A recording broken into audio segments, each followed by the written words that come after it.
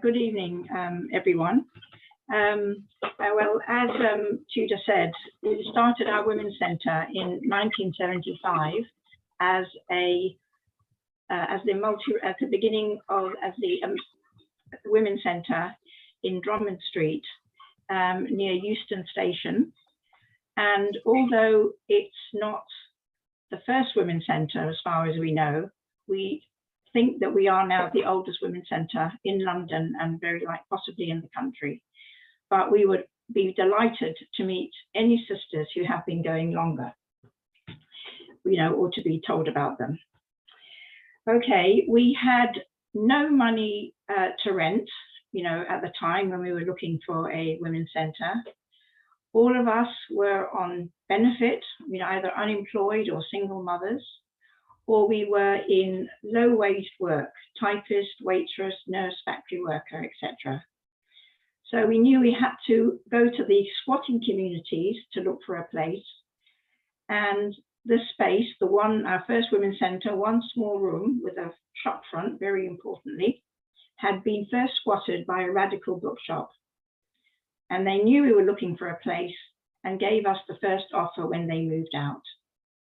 So this first multiracial Women's Centre was opened by the Wages for Housework campaign, which now is celebrating its 50th anniversary. And a big sign in the shop window said, "Wages for housework for all women from the government." In 1976, the Wages for Housework campaign formed the charity Housewives in Dialogue to run the Women's Centre. The whole neighbourhood where we were situated was squatted. It was part of the quite famous Thomas Square squat, and it was a very diverse, lively inner city community, and included many homeless Bangladeshi families, and there was a good community spirit. And in fact, it's the Bangladeshi mothers were among the first women to come to the centre, and they were protesting against being injected without their consent with the Depo-Provera, the very harmful long-term contraception, when they went into the hospital to have their babies. We took it up with the hospital and with the Community Relations Council. And the other issue that they wanted help with was, because the area was being redeveloped, they wanted to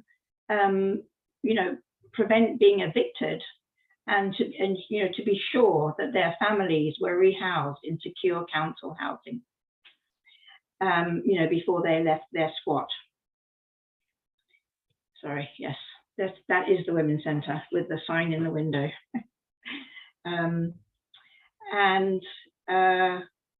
That was one, and the families were all rehoused. And I think they were the first in that community, in fact, to be rehoused. So that was great. But very soon, once they were in their new homes, we worked again with them because they were being subject to racist attacks. So we ended up demonstrating at a council meeting in the town hall to expose the inaction and the racism of the housing department. At this first Women's Centre, several women's organisations were formed by the women who were using the centre, namely Black Women for Wages for Housework, the English Collective of Prostitutes, Wages Due Lesbians, and Women Against Rape. Yeah. Okay, and it was also the base for making the film All Work and No Pay, with the BBC Open Door, which was a community section of the BBC, which unfortunately no longer exists now. And the film featured women who used the centre and their struggles against domestic violence, the exhaustion of the double day, for the sexuality of their choice, against racism, and talking about what caring took out of you. And we also got hold of the amazing photos of the all women's strike in Iceland, which had happened in 1975, and which was the first time that these pictures were shown in the UK. Very few people knew about this strike, but this is what it looks like when all the women go out. They brought the country to a standstill. And, you know, when the BBC heard about it, they went looking, you know, for the photos, you know, for us and to use in the film. And they were astonished themselves that they had not heard about this strike, and that, you know, a tiny women's group had told them about it. Anyway, it's, you know, it's great. The film put the Women's Centre on the map because, you know, it ended with our, with the address. And the strike is now widely known. The Iceland strike is now widely known. And ever since, it has inspired other events, you know, that we and others have done over the years. So when we were evicted from 129 Drummond Street, we just moved across the road to another squat at 138 Drummond Street, which was pretty dilapidated, but it was actually a larger room. And one of the big events to be organized there was Women Against Rape, which had, you know, just recently formed, organized their rape trial in Trafalgar Square, you know, which was a very big event. And a star speaker was Jayaben Desai, the leader of the path-breaking Grunwick Women's Strike, who at the trial exposed the sexual violence of their employers. And also a single mother of four came up to speak onto the podium. She was homeless after fleeing domestic violence, but was now threatened with removal of her children by Camden Social Services. And that was the first of many cases the centre took up to protest and to prevent the unwarranted removal of children from loving mothers. A combination of meetings with the mother and social services, right up to the top of social services, and front page interviews in the local press got the family rehoused together. But very soon we were again defending the Women's Centre from eviction. And we tried to open a squat in Albany Street, which didn't work. So a very determined group of us, women of different races, ages and backgrounds, walked into Camden Town Hall to claim a new space in the members' room. And we made that our Women's Centre for the day. And we put down this, this big banner that you can see in the picture. I chained myself to the balcony. And as well as this banner, we dramatically unfolded yards and yards of petitions, which had thousands of signatures from, you know, the local squatters, local community, you know, small businesses, demanding a new women's centre. And we had a picket. The squatters were in front of the town halls, squatting in our, picketing in our defence, and sent up food in a basket. So yes, so for about a year, we were in a, you know, a sort of a bit of a limbo situation. We had to rent a very small space. And, you know, to bring this to an end, a delegation of about 10 women went unannounced to the office of Ken Livingstone. He was then the chair of Camden's housing committee. And he agreed to give us a small rundown empty shop at 71 Tunbridge Street, just behind Camden Town Hall, at a token rent. It was an official squat, as it was then called. And in practice, the rent was never collected. And this became the Crossroads Women's Centre, again in another squatting community, the Hillview Estate, and right next to the King's Cross red light district. So this is a leaflet we put out, you know, to announce our new women's centre, and, you know, to let people know what groups were based there and how to get what's yours, which is very much a theme and a motto of our women's centres. And women, as before, women came in with all kinds of problems, and increasingly sex workers, many women of colour, facing harassment, arrest, and cautions, whether or not they were working. And this resulted in the formation of Legal Action for Women in 1981, a free service that was run by volunteers, you know, women experiencing the problems that women were bringing to the centre, and backed by lawyers who provided their expertise pro bono at a weekly clinic. Mm-hmm. So this small, rather damp, derelict building was a much loved home for 17 years, and an enormous amount happened there. We had Housewives in Dialogue, as it was then, organised 2 international conferences. Sorry, that's just a picture of us working there at the centre. Oh, sorry. And okay, so I'll start with this event. This was one of the, you know, highlight events, was the launching of this publication, Black Women Bringing It All Back Home, by Margaret Prescott and Norma Steele. So the launch of the book was held at Tonbridge Street, but it was based on a public meeting held at our Old Women's Centre in Drummond Street. And it was the first book about women's experiences of immigration in their own words. You know, as far as we knew, it really was path-breaking. And in the introduction, it points out that there is always more to be said until women have spoken, and that women are owed far more than we owe.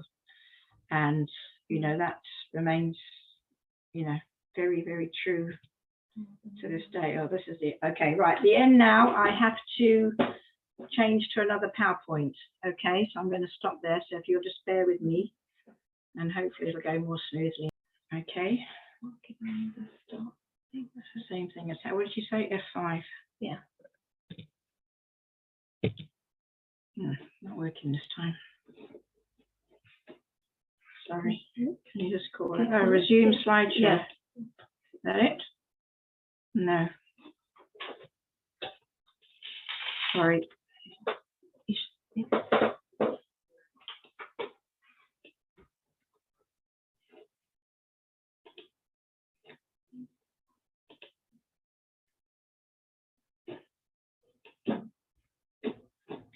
Why is it not coming? Just make it. Sorry. Which is the second one? Yes, it's the second one. And you don't have the F5? Well, I pressed the F5. It didn't seem to do anything this time.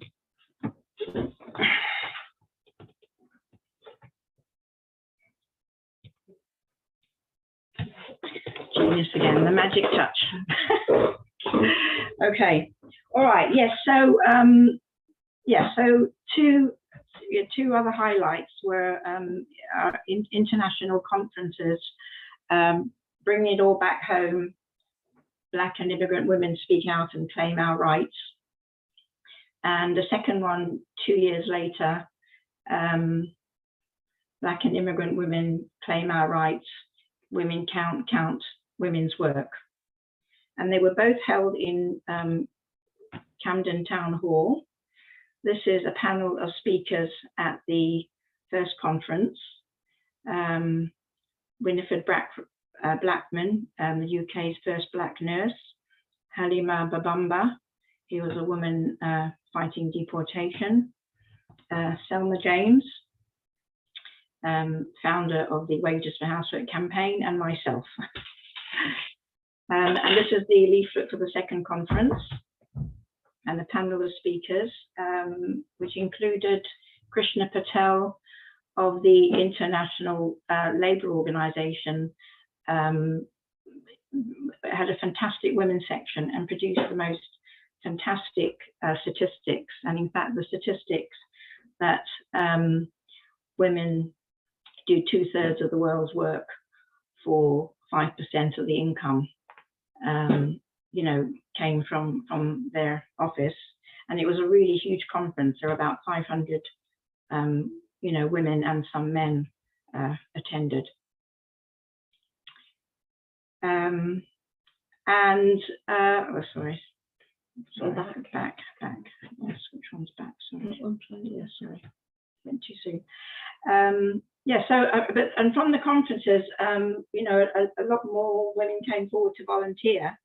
You know, you felt there was an increase, and also a woman with a disability formed Win Visible, Women with Visible and Invisible Disabilities, highlighting the discrimination against disabled women and the work of disability.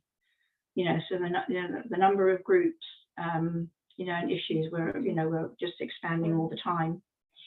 And another very big initiative to come out of the King's Cross Women's Centre, which I think probably everybody in the country has heard about, was the 1982 occupation by the English Collective of Prostitutes of the Church of the Holy Cross in against police illegality and racism in King's Cross. And sex workers sought sanctuary in the church for about 12 days. And during that time, the Women's Centre was very busy because it became the first port of call from journalists, well-wishers, bringers of food, and inevitably some voyeurs who had to be firmly turned away. So yes, so this is an actual picture of the 71 Tunbridge Street. You can just see how dilapidated it is. But in particular, it was because in 1985, the centre was targeted for, you know, with racist and homophobic graffiti on the door, which you can see there. And there were a number of attacks, you know, in the community from the National Front, which was based, in fact, in Argyle Square around the corner. And also homeless families of colour who were being housed. Again, this is the racist housing department in Camden, was housing families in this square, and in fact in the same hotel that the National Front was using, and they were also protesting and complaining. And we organised a 500-strong march. I mean, the local community turned out, and a lot of organisations joined that demonstration to clear the National Front out of the area. There's the picture of our demonstration. You can see how big it stretches right back. And our slogan was "Share the housework, sweep out the Nazis." And there was another attack on us, actually threatening to burn down the centre, which, you know, was, you know, also obviously very, very scary. And, you know, all of us, including, you know, some of our young children, again, took over the members' room in the town hall to demand 24-hour police protection and action from the police and from the council to clear out the National Front once and for all. And we did win both. Yeah, so. All right, this is another project that was at that centre. Who works for me? Mum, sister, auntie, granny, which was an anti-racist, anti-sexist children's art project. And many Camden schools took part, as well as in other parts of London, and in fact it spread to other towns, you know, in the UK. And they did, you know, wonderful drawings, poetry, essays, often very moving and also often very funny, depicting the work of, you know, the women who cared for them.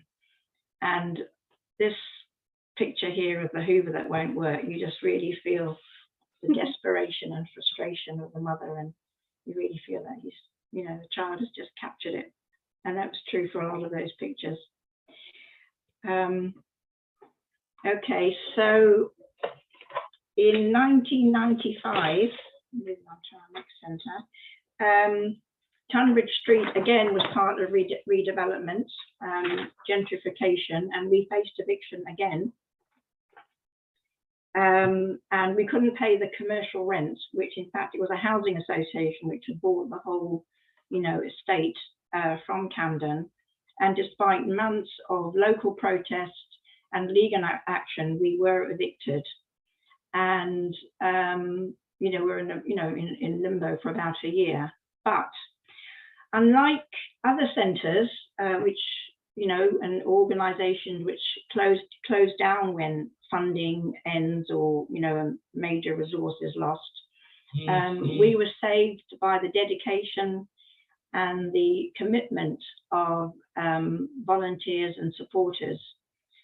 We'd always managed on a shoestring, so, you know, we just got on with it.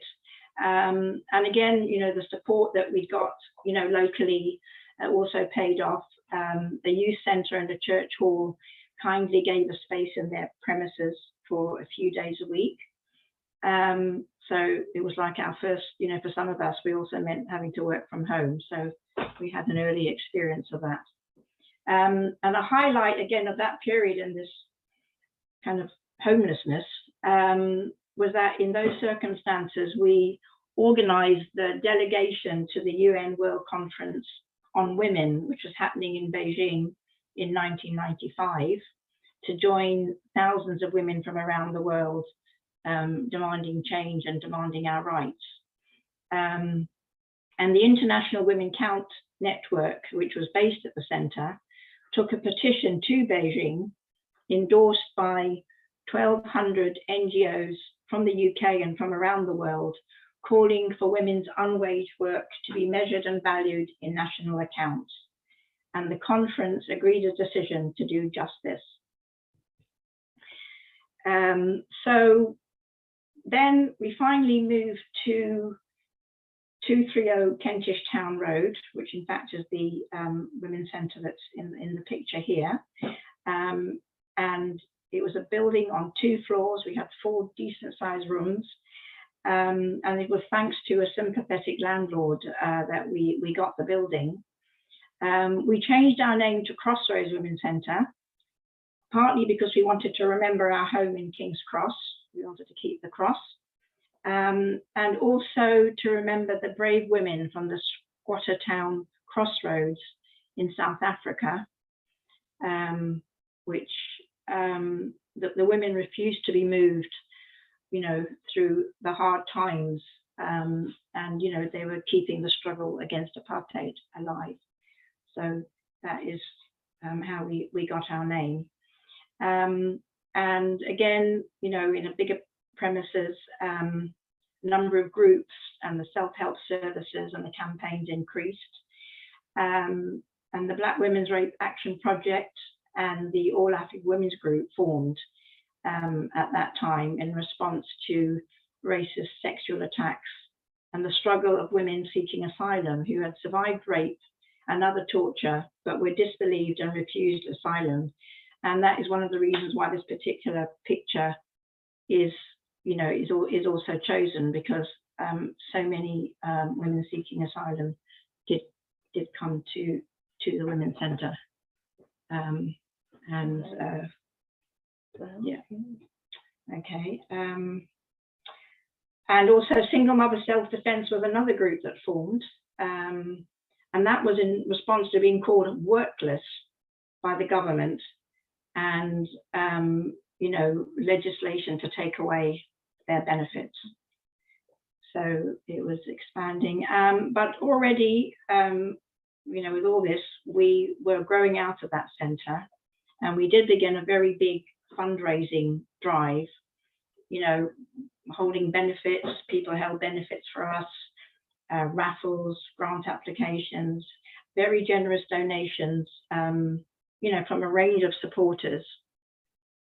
And as a result of that, we, you know, it paid off. And in 2012, we were able to purchase and renovate and move into the much larger centre, which we're in now at 25 Wolsey Mews.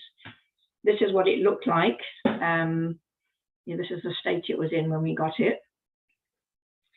And we also formed the charity Crossroads Women, was formed to take over from Women in Dialogue, which when Housewives in Dialogue changed its name. Anyway, won't get into that, it's too complicated. Okay, so this is one of the, when we renovated the building, we were able to get funding for, you know, to put solar panels on the roof. And in fact, later got more with it, thanks to some help from Camden Council. So, and these solar panels are now providing about, you know, up to a third of our, you know, electrical power needs. So, you know, that really, you know, does make a difference. I mean, we can see the difference in the bills, you know, even now. And we did win some awards from Camden for our efforts against climate change. And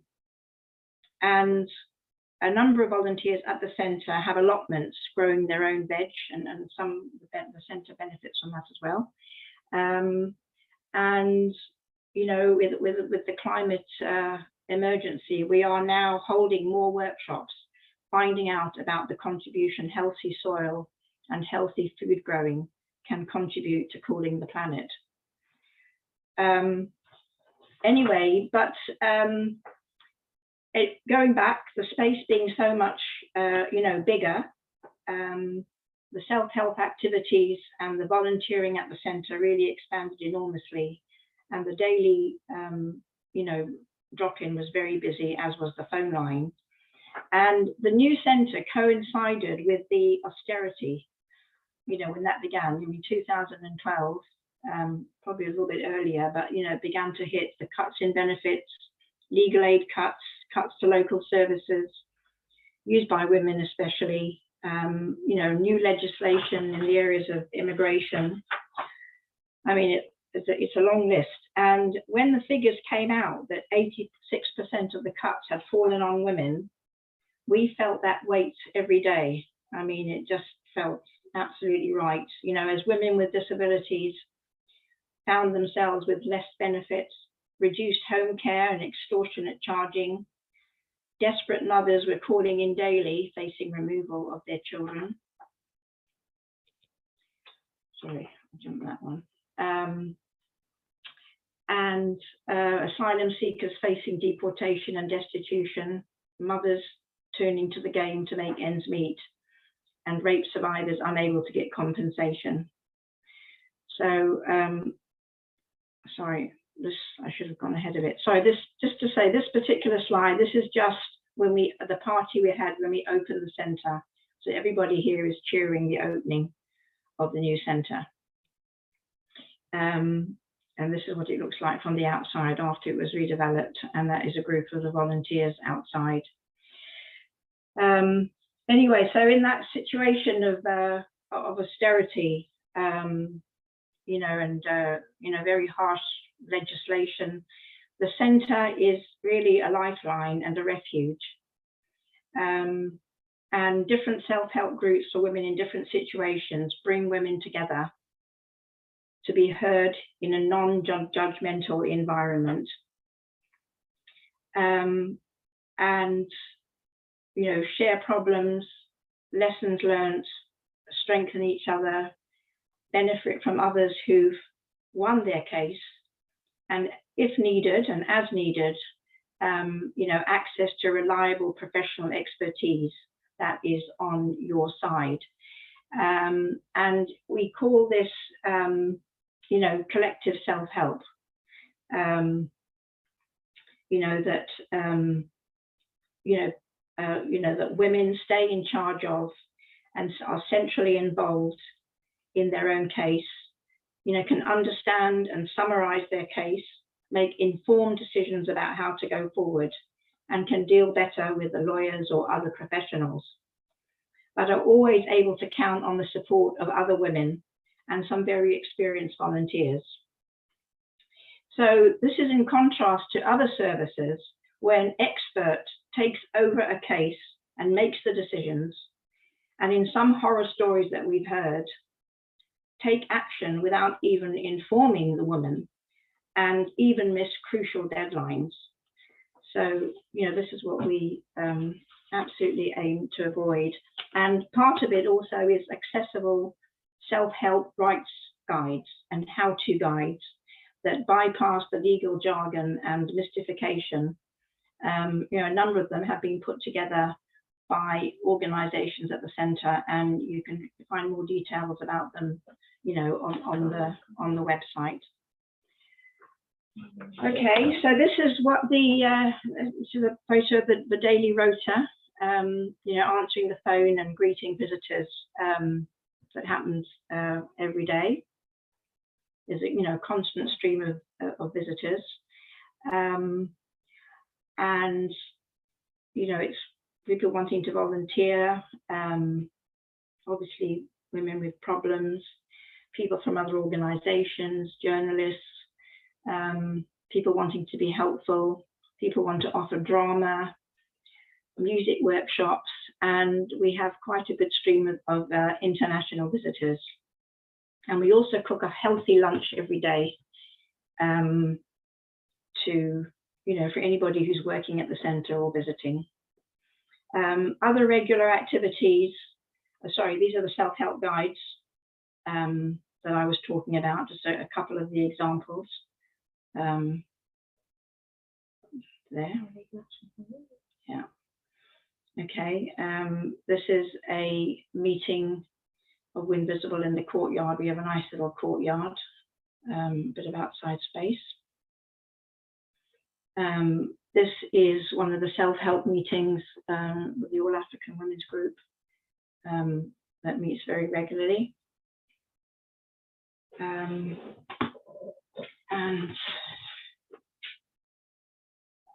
this was another event, Open Days. We organised Open Days, and this was a welfare workshop that we organised at one of the Open Days, and also an annual kids party. This is with Miss Captain Fantastic, who you know, we couldn't do it obviously during COVID, but you know, we intend to resume.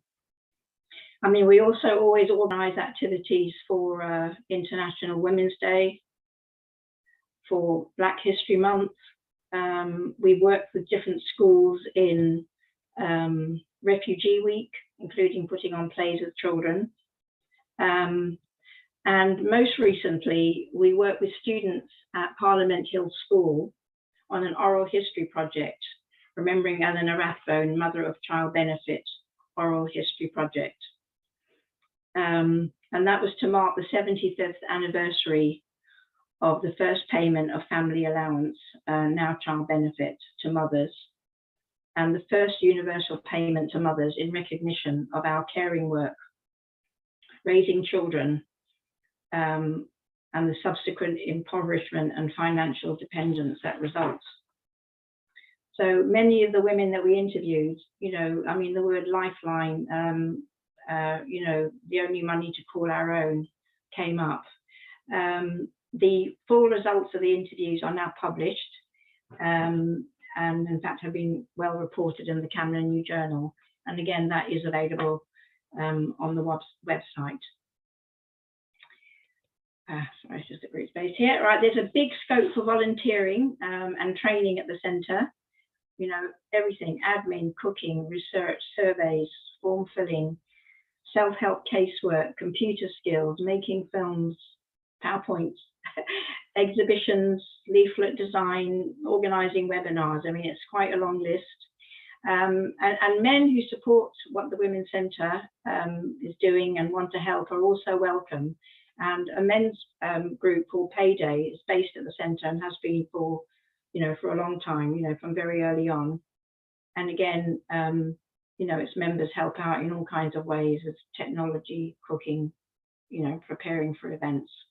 And I think one of the lovely examples of volunteering is a young people's film project in 2013-14, which grew out of the Made Possible by Squatting exhibition that we contributed to, given our history, and which in fact resulted in a little pop-up centre that was in the very first slide, which I can't go back to because it's another one. Anyway, one of the men organising that exhibition was inspired by our story, and he offered to train a group of young people, to make the film about the centre. We recruited several young women and men, and with great gusto, they went about learning how to make a film, which again, you can also see on the website. So we now, as well as Crossroads Women, this Women's Centre at 25 Wolsey Mews now houses 17 groups. I won't read them all out, but I think it's been on the screen a while, so if you want to go through it. But anyway, you can, there's a link to all of them on, on the website if you want to, or just get in touch with the Women's Centre and just, say which group you'd like to be in touch with. Yes, so I'm going to now hand over to Shoda. Yes, same problem. We can't see the. Just 5. That's fine. Bear with us. We're just getting this slideshow ready. Oh, I think that's it. You press that as well, it works. Okay. Okay. Good evening, everyone. My name is Shoda Rackal, and I joined Crossroads Women's Centre in 2017. It was wonderful hearing the history of that actual word, Crossroads, because that gives it another importance altogether. My youngest child started school in 2017, and I started to help in the daily rota, which was greeting visitors and dealing with phone queries. The centre is very busy, and being able to see more people in person and collectively again has improved since the lockdown. My older daughter, Sienna, has been involved this week with the All African Women's Group Theatre Group, and my son Max is a keen footballer, and they're very familiar with the centre, and have also been at the crash here whilst our meetings take place. Soon after, I got involved in the Eleanor Rathbone Oral History Project, which Solveig mentioned. It was fascinating, and I learned a lot of interviewing, recording and transcribing of women's experience of receiving the family allowance, and it was later called child benefit, and what it particularly meant to mothers' financial situation and power within their homes. I did outreach for this project in Camden to community centres, people I knew, and we ran stalls on the Kentish Town High Road to make people aware of it. People are very unsympathetic to breastfeeding mothers, and mothers with disabilities, single mothers, especially of colour or of immigrant background, and those fleeing domestic violence. I therefore have been supporting the monthly picket of Support Not Separation outside the Family Court in central London, and demanding it's opened up to public scrutiny. Support Not Separation runs a very active self-help group for loving mothers who have unjustifiably lost or at risk of losing their children to the care system or adoption. With Solveig and a breastfeeding mum from the All African Women's Group, we spoke at Think and Do, which was a pop-up shop in Kentish Town, on International Women's Day in 2020, about the importance of breastfeeding to had-on babies and the mother's health as well, and the barriers that were there to breastfeeding, which make women stop sooner than they would like to, and it puts mothers off from even starting. So much breastfeeding support is being cut. Already far too little. Camden no longer has a breastfeeding support coordinator, and mothers are under huge financial pressure to go back to work too soon, which undermines breastfeeding. We did a presentation to the all-party parliamentary group on infant feeding about our experiences at the Women's Centre with breastfeeding mums who are struggling with social services. And here you see a picture of us outside Parliament. With Women of Colour and the Global Women's Strike, we are on the protest organised by Level Up, including outside Parliament, to stop the imprisonment of pregnant women. It is forcing mothers to give birth in prison and without adequate facilities and support, shattering the birth and bonding experience and destroying the mother and child relationship. We've supported the picket at the Home Office for a mother whose disabled son was imprisoned and threatened with deportation, despite arriving as a child in the country. My two younger children were supporting a local primary school in the borough of Camden when the school was notified that it was to be closed due to falling numbers. I was involved with the Action Committee to fight to keep it open, including throughout the pandemic, and to organise an alternative parents consultation to the council's user-unfriendly online one. The majority of parents at the school involved were Bangladeshi mums. Women from Crossroads supported this struggle, which was reported on in the local press and had a photograph of the petition stall that was set up in Kentish Town High Street for supportive signatures. And here you see our stall with my son at the front and the picture of me at Carlton Primary School. We have hosted recent meetings with Brazil mothers who lost their sons to police violence. We'll be showing a film of their stories this Friday at 6 p.m. at the Crossroads Centre.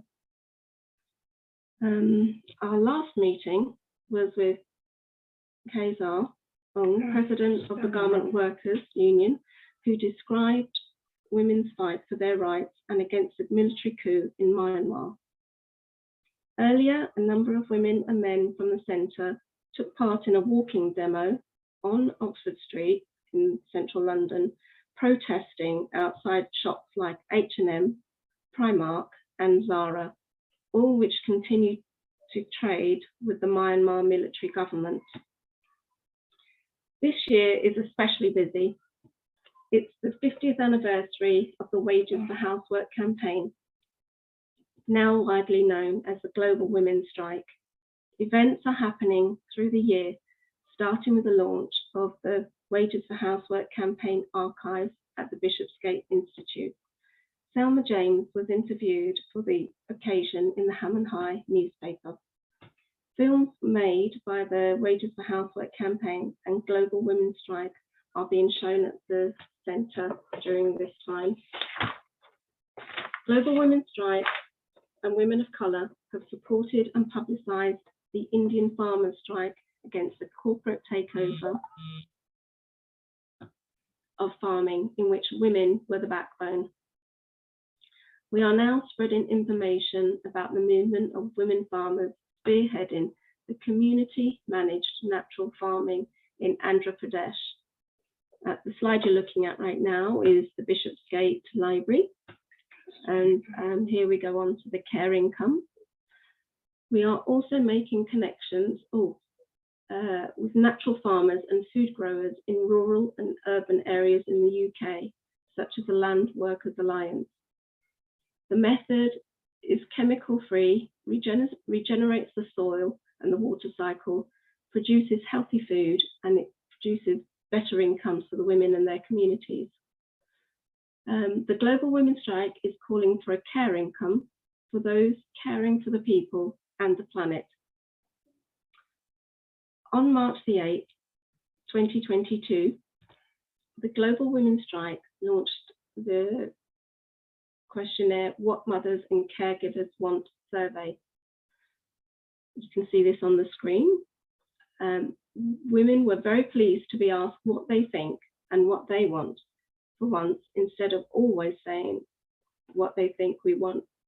or is best for us, instead of others always saying what they think we want or is best for us.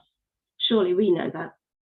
With others from the centre, we've been on stalls to let women know about it, circulating it among nurseries, libraries, shops, community centres, through midwives and other outlets.